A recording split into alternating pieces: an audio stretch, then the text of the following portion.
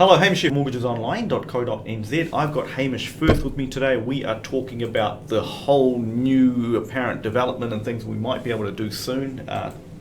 What do you reckon, Hamish? Tell us about it. In short, National Policy Statement on Urban Development was released by the government last year, and it said to the big councils, provide more land, more intensity around town centres and around rapid transit stops for more people to live. And timeline-wise, what do you reckon? Are we going to see some spades hitting the ground now or when? Really good question. So yesterday, the council's response, Auckland Council's response, went to the planning committee, and effectively what they did is set out the framework for where these things should happen, where this intensification should happen, and effectively it's 800 metres from rapid transit stops, that's railway stations, bus stations, and town centres, and that was then.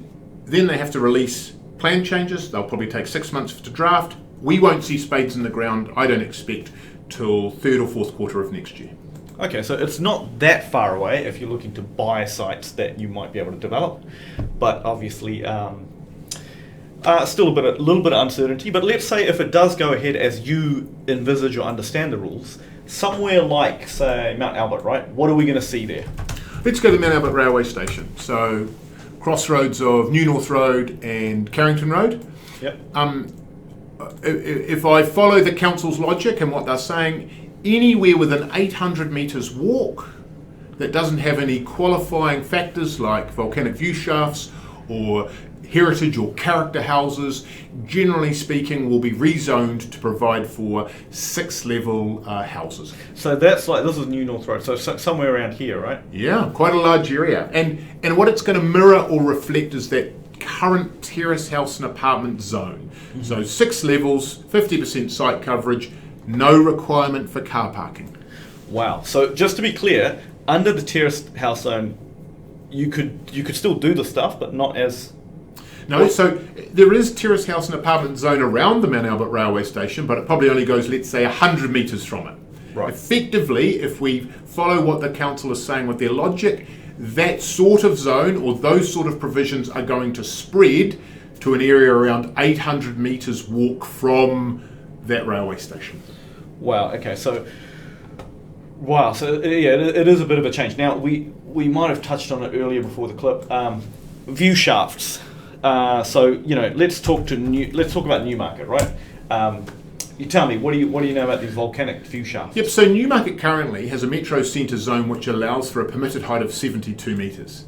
Newmarket is littered with view shafts. They are views to and from the Maunga, the volcanoes, the Mount Edens, the Mount Wellingtons, the Mount Hobsons, the Auckland domain, where view shafts or areas of where we can view these places from have been protected.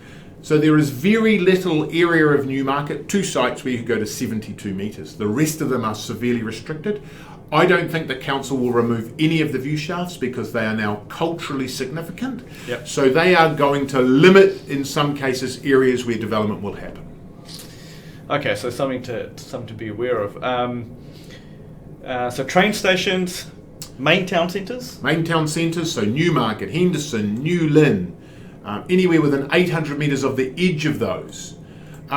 Also look along the Northern Busway, all of those big bus stations or big bus stops, they may well also be increased to that 800 metre walking distance. But you've got to remember we've got 3 main railway lines. We've got the railway line that goes up to Glen Innes, we've got the railway line that heads down south, and we've got the railway line that goes out west. So there's a significant number of railway stations along each one of those. Okay. So look, thanks for coming in, Hamish. In closing, for the viewers, I'm guessing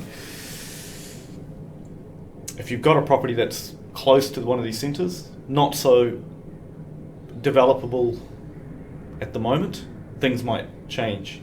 There is a good chance, a really good chance, that if you're within that 800 metre catchment, that walking catchment, that late next year there could well be a zone change on your property which allows for much more intensive development. Cool. Well, thank you for that, and hopefully that's been insightful. Thanks for coming in. Thank you, Hamish.